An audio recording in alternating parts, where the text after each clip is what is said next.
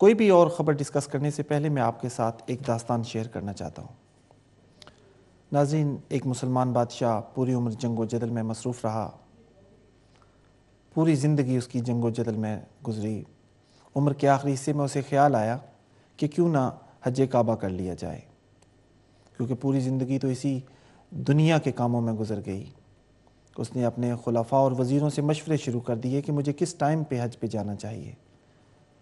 تو اس کے قریبی وزیروں اور مشیروں نے اسے مشورہ دیا کہ بادشاہ سلامت ابھی آپ نہیں جا سکتے، کیونکہ آپ کی جو فوج ہے وہ برسر پیکار ہے کسی اور ملک کے ساتھ، اور اس وقت اگر آپ ملک چھوڑ کے جاتے ہیں تو ملک کا بہت برا حال ہوگا۔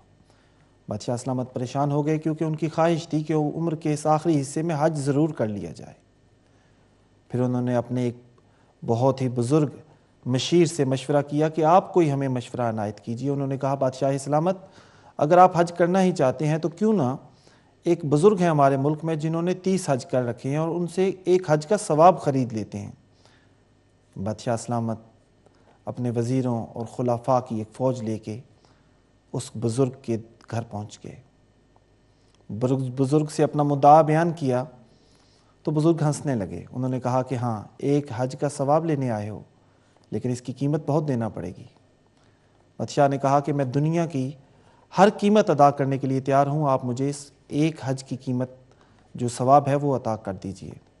اس نے کہا، بادشاہ سلامت نے کہا کہ ہاں، میں ہر چیز قبول کر لوں گا، برائے مہربانی آپ مجھے کچھ نہ کچھ عطا کیجئے۔ انہوں نے کہا کہ ایک حج کی قیمت جو ہے وہ تمہاری پوری بادشاہی ہے۔ یہ جواب سن کے بادشاہ نے سر جھکا دیا، اس کی آنکھوں سے آنسو نکل پڑے۔ جو بزرگ تھے وہ مسکرائے اور انہوں نے کہا کہ ہاں بادشاہ سلامت آپ پریشان کیوں ہو گئے، ایک اور سودا بھی ہو سکتا ہے۔ بادشاہ نے پوچھا کہ وہ سودا کیا ہے؟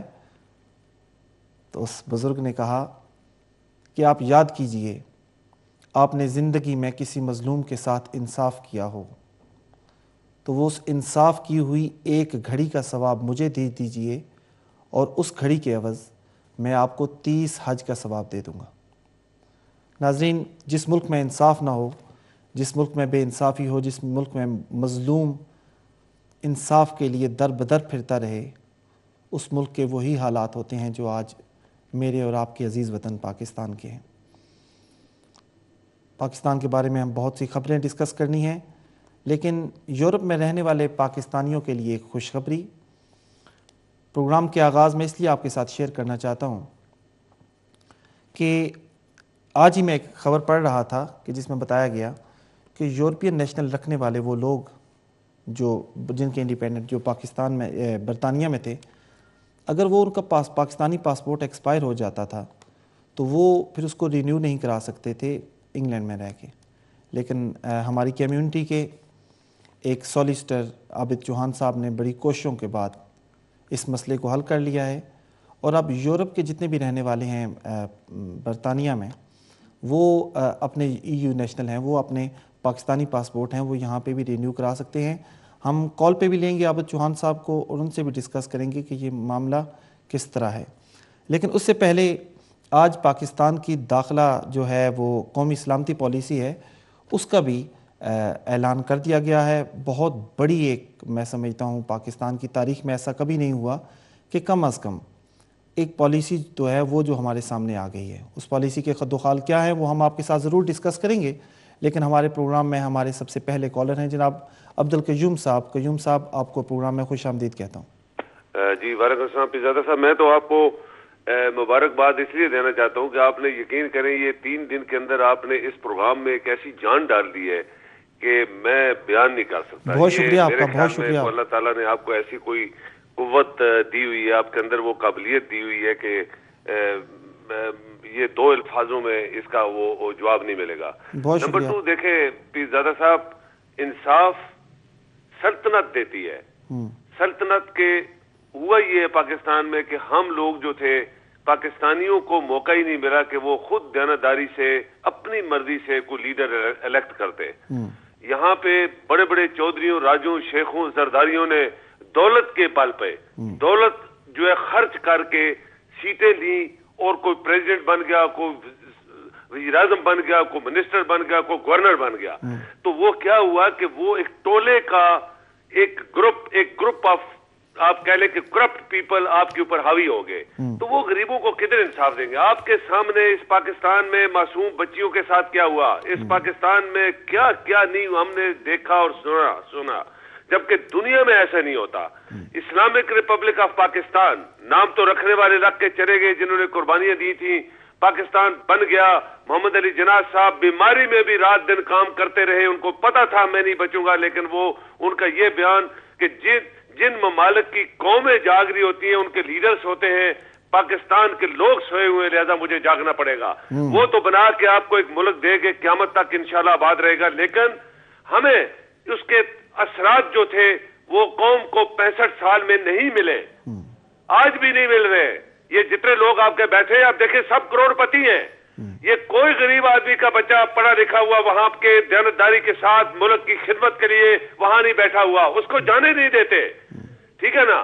آپ کے گورنر، آپ کے منسٹرز، آپ کے پرائم منسٹر، آپ کے سینیٹرز، آپ کے ایم این اے سب کچھ جعلی ڈگریوں پہ وہاں پہنچ گئے، کوئی پیسے کے زور اور پہ قیوم پہنچ صاحب گئے. جو آج پاکستان کے حالات ہیں تو آپ نہیں سمجھتے کہ سب سے جو بنیادی وجہ ہے وہ بے انصافی ہے؟ اور جیسے کسی شاعر نے کیا خوب کہا تھا کہ جو جرم کرتے ہیں وہ اتنے برے نہیں ہوتے، سزا نہ دے کے عدالت بگاڑ دیتی ہے. ایگزیکٹلی، بالکل انصاف نہیں ہے. انصاف کا مطلب یہ ہوتا ہے کہ ہر قابل شخص جو اس ملک کا باشندہ ہے اس کو اس کا حق دیا جائے. یہ نہیں کہ جس کے پاس کروڑوں روپے ہیں، سونامی آ رہا ہے، اربوں روپے آ رہے تھے. اصل میں سونامی کا مطلب تھا پیچھے سے اربوں روپے آ رہے، وہ اس پیسے کے زور پہ سونامی کا نام پڑا. وہ ایم کیو ایم کی پارٹی جو کہتی ہے وہ غریبوں کی پارٹی ہے، ہر ایم کیو ایم کا M N A M P ایک کروڑ پتی ہے. آپ کو پتا ہونا چاہیے اس کا لیڈر یہاں کھرب پتی بن گیا بیٹھ کے. اور وہاں پہ آپ دیکھیں وہ غریبوں، کراچی غریبوں کا ریڑھیوں والا، وہ کیا کہتے ہیں ٹانگوں والا اور رکشوں والے لوگ جب آئے تھے تو آج ان کے بڑے بڑے بزنس ہیں دبئیوں کے اندر. تو یہ کیا انصاف ہے؟ یہ بہت شکریہ آپ کی کال کا. ناظرین، ہم آپ سے بھی جاننا چاہیں گے کہ آپ اپنی نظر میں بنیادی طور پہ کیا سمجھتے ہیں کہ پاکستان کے مسائل کی بنیادی جڑ کیا ہے؟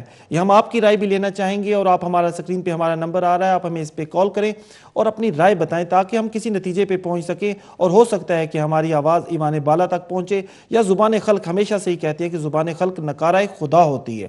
تو ہمیں اس کے ساتھ یہ بھی جاننے کی ضرورت ہے کہ آخر بنیادی وجوہات کیا ہیں. پاکستان اتنا عرصہ 1947 میں بنا اور اس کے بعد ہم نے دیکھا کہ پاکستان کے حالات جس طرح بننے چاہیے تھے، جس طرح ایک ایشین ٹائگر بننے جا رہا تھا، پاکستان کے حالات دن بدن خراب ہوتے جا رہے ہیں. حالانکہ یہ سوچا جائے تو پوری دنیا میں جو اسلامی ایٹمی پاور ہے وہ پاکستان ہے. اس سے پہلے بھی ہم اپنے پروگرامز میں ڈسکس کرتے رہے ہیں کہ جب کسی بھی ملک پہ کوئی آفت آتی ہے، جب کسی ملک پہ کوئی آفت آتی ہے تو اس کے بعد پھر اس کے جو بڑے بڑے لیڈران ہوتے ہیں، بڑے بڑے جو اس کے آپ سمجھتے ہیں کہ سیاسی رہنما ہوتے ہیں، وہ اپنے طور پہ کچھ نہ کچھ اپنے ملک کے لیے پلان کرتے ہیں. اور جس طرح قیوم صاحب کہہ رہے تھے کہ جب قوم سوئی بھی ہو، اگر آپ کے لیڈرز جاگ رہے ہوں تو آپ کی ملک کو کچھ نہیں ہوتا. لیکن اس وقت ہم نے یہ دیکھا ہے کہ ہماری ساری قوم سوئی بھی ہے اور جتنے ہمارے لیڈر ہیں اور جتنے ہمارے حکمران ہیں وہ سارے کے سارے اس ملک کو صرف لوٹنے میں مصروف ہیں. اور ہم نے یہ دیکھا کہ اگر آپ برطانیہ سے یا دوسرے ممالک سے پاکستانی ایئرپورٹ پر اترتے ہیں تو وہاں سے ہی آپ اف کرنا شروع ہو جاتے ہیں. حالات خراب سے خراب تر ہوتے جا رہے ہیں. ہم نے یہ دیکھا کہ عرصہ 13-14 سال سے پاکستان دہشت گردی کی لپیٹ میں ہے، لیکن اس وقت کوئی بھی مروجہ پالیسی سامنے نہیں آ رہی تھی. آج نثار علی خان صاحب نے بہت بڑا بیان دیا. انہوں نے کہا کہ پاکستان میں امریکہ کے بعد سب سے زیادہ انٹیلیجنس ایجنسیاں ہیں وہ پاکستان میں ہیں، اور ٹوٹل 26 انٹیلیجنس ایجنسیاں کام کر رہی ہیں. لیکن انٹیلیجنس ایجنسیوں کی موجود ہوتے ہوئے بھی ہم نے یہ دیکھا کہ پاکستان کے جتنے نہتے عوام ہیں وہ سڑکوں پہ پڑے ہوئے ہیں، کوئی ان کا پرسان حال نہیں ہے. بڑے بڑے جتنے بھی سیاسی لیڈران ہیں وہ پیسے کے بل بوتے پہ انہوں نے بلٹ پروف گاڑیاں رکھ لی ہیں، لیکن میرے اور آپ جیسے جو لوگ ہیں وہ بلٹ پروف گاڑیاں افورڈ نہیں کر سکتے. ہمیں بہرحال اپنے گھروں سے باہر نکلنا ہے. پاکستان میں ہم یہ دیکھتے ہیں کہ انصاف نہیں ہے، اس کے علاوہ مہنگائی کا بھی دورہ ہے. ناظرین، پروگرام میں جس طرح ہم نے آغاز میں بات کی تھی، جو یورپ میں اور برطانیہ میں اور جو ہمارے جتنے یورپین نیشنل ہیں ان کے سلسلے میں جو ہم نے بات کی تھی، ہمارے ساتھ لائن پہ موجود ہیں جناب عابد لطیف چوہان صاحب. سولیسٹر ہیں، کونسلر ہیں اور اپنی کمیونٹی کے لیے بڑا اچھا کام کر رہے ہیں. عابد صاحب، السلام علیکم ورحمۃ اللہ وبرکاتہ. وعلیکم السلام کامران صاحب. بہت سب سے پہلے تو میں آپ کو مبارکباد پیش کرتا ہوں کہ آپ نے اپنی کمیونٹی کے لیے بہت اچھا کام کیا. تو جو آپ کی جس میں کامیابی ملی تو آپ اس کے خد و خال ذرا بیان کر دیجئے گا.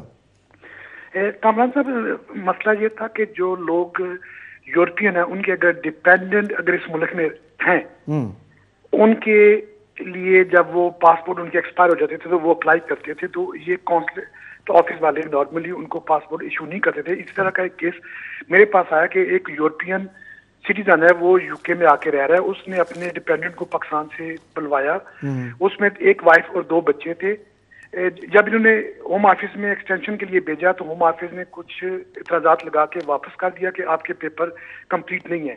اس دوران دوبارہ انہوں نے جب اپلائی کیا تو پھر ایک بچی کو تو ہوم آفس نے ویزا دے دیا کیونکہ اس کے پاس ویلڈ پاسپورٹ تھا, جبکہ 2 جو یورپین سٹیزن ہے اس کی جو وائف اور جو ایک بچی تھی ان کے پاسپورٹ ایکسپائر ہو چکے تھے. تو ہوم آفس نے ویزا ان کے اوپر انڈوز نہیں کیا, کسی قسم کا ریزیڈنس پرمٹ شروع کیا. تو پھر وہ تقریباً 2-3 مہینے کبھی وہ مانچسٹر کانسلیٹ آفس میں جا رہے تھے کہ جی آپ مجھے پاسپورٹ بنا کے دیں تاکہ میں اپنا ویزا لوں.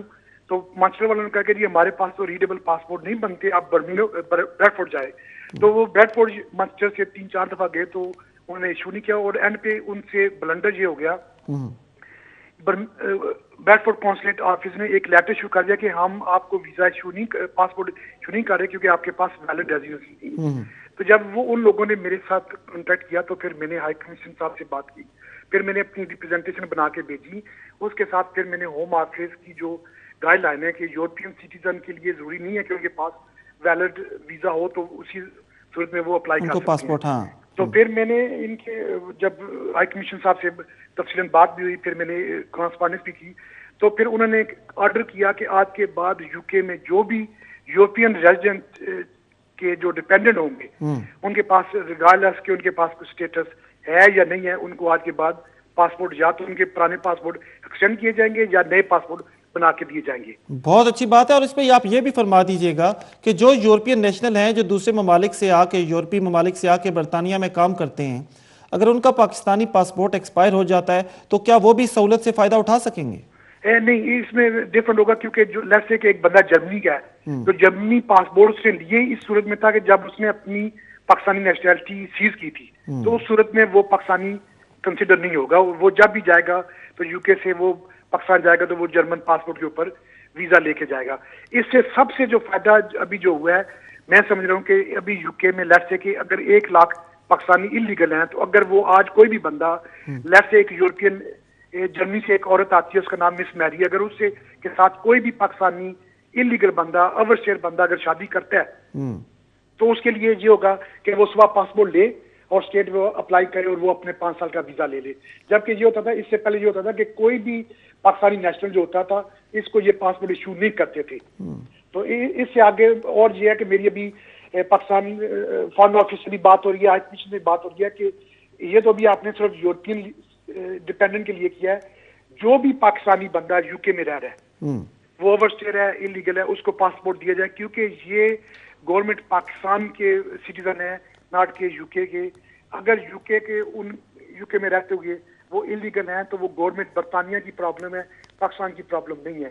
اگر ایک بندہ آتا ہے وہ کہتا ہے جی میں پاکستان لیتے جی جیل میں پیدا ہوا, میں نے فلانے اسکول میں پڑھا, فلانے کالج میں پڑھا, اگر کونسل جنرل سیٹسفائی ہے کہ یہ بندہ واقعی پاکستانی نیشنل ہے اور اگر وہ ڈاکومنٹری ایویڈنس دے دیتا ہے تو پھر اس کو تو میرا خیال ہے پاکستانی پاسپورٹ مل جانا چاہیے. اس کو پاسپورٹ ایشو کرنا چاہیے, جبکہ یہ ابھی تک ایشو نہیں کر رہے پاسپورٹ کسی کو بھی نا. بہت شکریہ عابد چوہان صاحب, آپ کا بہت شکریہ. اور پھر میں دوبارہ آپ کو مبارکباد پیش کرتا ہوں کہ آپ نے اپنی کمیونٹی کے لیے کام کیا. ناظرین, اس سے پہلے ہم ڈسکس کر رہے تھے اپنے پروگرام میں کہ پاکستان کی جو قومی سلامتی پالیسی ہے وہ آج وزیر داخلہ نے پیش کر دی ہے, اور اس میں بنیادی طور پہ جو چیزیں ہیں اس میں آج ہمارے پرائم منسٹر ہیں نواز شریف صاحب, ان کی آرمی چیف ہیں راحیل شریف, ان سے بھی ملاقات ہوئی ہے اور انہوں نے کہا ہے اور بڑی خوبصورت بات انہوں نے کی ہے کہ اگر آپ گورنمنٹ ہمیں حکم دے تو ہم 4 سے 6 ہفتے میں سوات طرز کا ایک اچھا سا خوبصورت آپریشن کر کے وزیرستان کو دہشت گردوں سے پاک کر سکتے ہیں. اس کے علاوہ لیکن انہوں نے کچھ اس میں اور بھی چیزیں شامل کی ہیں. انہوں نے کہا ہے کہ اگر یہ آپریشن شروع کیا جاتا ہے تو بڑی تعداد میں دہشت گرد ہیں وہ اور مہاجرین وہ افغانستان میں داخل ہو سکتے ہیں, اور افغانستان اس کو ایک بہانہ بنا کے جو ان کا صدارتی الیکشن آنے والا ہے اس کو ملتوی کرا سکتا ہے, اور اس کے بھی پاکستان پہ برا اثرات پڑ سکتے ہیں. اس کے علاوہ نواز شریف صاحب نے آج قومی اسمبلی میں بیان کرتے ہوئے اپنے جتنے بھی دوست تھے, احباب تھے, اور جتنے بھی ممبران قومی اسمبلی تھے ان کے ساتھ پہلے ایک میٹنگ ہوئی, اس کے بعد قومی اسمبلی میں انہوں نے آ کے بیان بھی دیا. اس بیان پہ بھی ہم ڈسکس کریں گے. ہمارے ساتھ ایک کالر موجود ہیں, ان کو پروگرام میں خوش آمدید کہتے ہیں. السلام علیکم ورحمۃ اللہ وبرکاتہ. وعلیکم السلام. کامران پیرزادہ صاحب, آپ کو اور آپ کے ناظرین کو السلام علیکم. وعلیکم السلام ورحمۃ اللہ. اس سے پہلے جو عبدالقیوم بھائی نے جو آپ کے بارے میں کہا اور آپ کے چینل کے بارے میں کہا, میں اس کی تائید کرتا ہوں. آپ ماشاءاللہ بہت ہی سرچ کر کے اور اپ ٹو ڈیٹ ہو کر اس پروگرام کو پیش کرتے ہیں, اور یہ ہمارے لیے باعث فخر ہے کہ آپ جیسا ایک ریپریزنٹر ہمیں ملا, اور اس کا تمام کریڈٹ جو ہے امہ چینلز کو, اس کی مینجمنٹ کو جاتا ہے. بہت شکریہ. یہ آپ جیسے میرے بھائی ہیں جو اس پروگرام میں انٹرسٹ لیتے ہیں. میں سمجھتا ہوں کہ میں اکیلا یہ پروگرام نہیں کر سکتا جب تک آپ جیسے ہمارے دوست اور احباب ہمارے پروگرام میں شریک ہوتے ہیں, ہمارے پروگرام کو پسند کرتے ہیں اور اپنی رائے کا اظہار کرتے ہیں. یقین کیجئے یہی ہماری قوت میں اضافہ کرتے ہیں. بالکل بجا. اور اس سونے پہ سہاگا یہ کہ آپ کا کوئی انٹرسٹ پاکستان میں, آپ کے چینلز کا, اور آپ کا نہ آپ کو وہاں پہ کوئی مشینریز بھیجنی ہے, ایکسپورٹ نہیں کرنا, کوئی اسٹوڈیو نہیں بنانا, کوئی پرمٹ یا کوئی چیز لینی نہیں ہے, کوئی اس سے مفاد کسی گورنمنٹ سے حاصل نہیں کرنی ہے. اس لحاظ سے آپ کا چینل سب سے اچھا اور بہترین چینل ہے. بہت شکریہ. ایک ریکویسٹ کروں گا کامران پیرزادہ بھائی کہ آپ لوگوں کو تو لیتے ہیں لائن کے اوپر, میں آپ سے درخواست کروں گا کہ یہ ہمارے ایم این اے ایک جمشید دستی صاحب جی, اور میرے خیال سے وہ ایک نئی پارٹی کوئی فارم کر رہے ہیں جی, میری, بلکہ آج ان سے بات بھی ہوئی ہے. میں یہ چاہوں گا یا تو آپ مجھ سے ان کا کانٹیکٹ نمبر لے لیں یا اپنا نمبر دے دیں تاکہ آپ ان کو بھی لائن پہ لیں, اور تاکہ ہم بھی ان سے سوال جواب کر سکیں. کیونکہ ہمیں پاکستان کی پارٹیوں کو تو ہم لوگوں نے آزما لیا, اب وہ اگر ایک ایسی چیز بنانا چاہ رہے ہیں جو کہ میڈ ان پاکستان ہو, میڈ فور پاکستان ہو, باہر سے اس کا کوئی رابطہ نہیں ہو, کیونکہ جتنی بھی پارٹیز یا جو لوگ ہوتے ہیں ان کو زیادہ لنچ جو کیا جاتا ہے باہر سے کیا جاتا ہے, اور اس کے لیے کافی پیسہ روپیہ ہر چیز خرچ کی جاتی ہے. اور یہ جو دستی صاحب ہیں میرے خیال سے یہ پہلے ممبر ہیں پارلیمنٹ کے جو کہ انڈیپینڈنٹ الیکشن لڑ کر بلکہ 2 سیٹوں سے ہی کامیاب ہوئے تھے, اور سب سے غریب ترین جو پارلیمنٹ قومی اسمبلی کا جو ممبر ہے اس کے یہ رکن ہے. تو آپ اگر کہیں گے تو میں نمبر چھوڑ دوں گا. جی, میں گزارش آپ سے کروں گا کہ جب آپ فون بند کریں تو ہمارے کنٹرول روم میں اپنا نمبر چھوڑ دیں, تو میں انشاءاللہ خود آپ سے رابطہ کر لوں گا, اور اس کے بعد ہم جمشید دستی صاحب ہیں ان سے بھی رابطہ کر کے ان کو بھی لائن پہ لیں گے. اور یقیناً بہت شکریہ آپ کی کال کا, اور ہم یقیناً چاہیں گے کہ پاکستان کی بہتری کے لیے اور ترقی کے لیے جتنے بھی لوگ آگے آتے ہیں, میں سمجھتا ہوں ہمارے لیے مشعل راہ ہیں, اور وہ یقیناً وہ اس تحسین کے بھی قابل ہیں کہ ہم ان کی تعریف کریں, تحسین کریں, اور جتنا ان کو پروموٹ کر سکتے ہیں ہم پروموٹ کریں. ناظرین, میں پہلے بات کر رہا تھا جو پاکستان کی جو نیشنل سیکیورٹی پالیسی ہے وہ اس کا اعلان آج کر دیا گیا ہے, اس پہ پوری قومی اسمبلی ہے وہ ڈسکس کرے گی. اس میں جو چودھری نثار صاحب ہیں انہوں نے بتایا ہے کہ اس کے 3 حصے ہوں گے. ایک حصہ جو ہوگا وہ انتظامی ہوگا, وہ انہوں نے کہا ہے کہ یہ خفیہ ہوگا, اور خفیہ ہونا بھی چاہیے. اس کا جو دوسرا حصہ ہے وہ اسٹریٹجک ہوگا, اور تیسرا حصہ ہے وہ آپریشنل ہوگا. اس کے ساتھ ساتھ انہوں نے یہ بھی بتایا ہے کہ ایک ریپڈ رسپانس فورس بھی بنائی جائے گی. اس سے پہلے یہ دیکھا کہ ابھی کچھ عرصہ پہلے بھی ہمارے سامنے یہ واقعہ آیا کہ اسلام آباد میں ایک جسے آپ کہہ لیں کہ جوان آیا, اس نے ہاتھ میں بندوق پکڑی اور پوری دنیا میں آپ کا تماشا بنتا رہا. اس بات پہ ہم ڈسکس کریں گے. ہمارے ساتھ ایک معزز قادر موجود ہیں, ان کو اپنے پروگرام میں شریک کرتے ہیں. السلام علیکم ورحمۃ اللہ وبرکاتہ.